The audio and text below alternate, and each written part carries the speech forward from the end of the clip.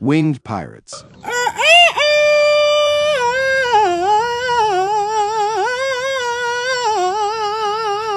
Kamusta mga kawak? Ang pag-uusapan natin ngayon ay tungkol sa manok na kung tawagin ay madras. Ang madras asil ay kabilang sa pangkat ng asil kulang.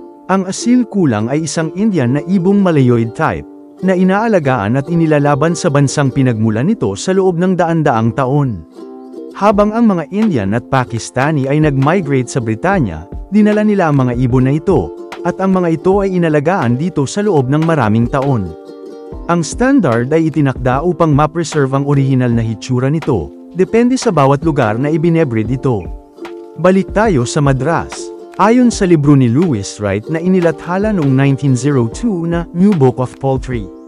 Ang unang madras asil ay ipinakilala sa England noong 1870 ni R. Gordon, isang hindi kilalang kapitan ng barko mula sa Glasgow, Scotland.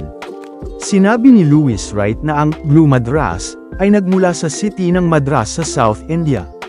Pagkaraan ng ilang taon, nawala ang madras asil sa Inglaterra. Ang dahilan ay na sila ay napaka-agresibo at mahirap i-maintain.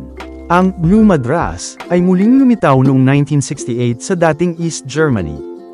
Ang mga ibong ito ay original breed ni Paul Homan at na-crossbreed sa mga Vietnamese fighters ni Franz Den Hagen. Ang Madras asil ay na-standardize noong 1970. Ang pangalan ng lahi ay pinalitan ng Madras Fighters noong 1971. Ang populasyon nila ay naparami kasama ang mga asil na galing din sa South India na nagmula sa Berlin Zoo. Ang Madras ay malalaki, matipuno, at malapad ang mga katawan. Lalamang talaga sila sa tapad o itsada, at mukhang madedehado pag kilo ang basehan ng laban tulad ng derby. Ang city ng Madras ay tuluyan ng pinalitan noong 1996 bilang Chennai City sa South India. Hanggang sa muli mga kauwak, salamat sa panunood, please like and share.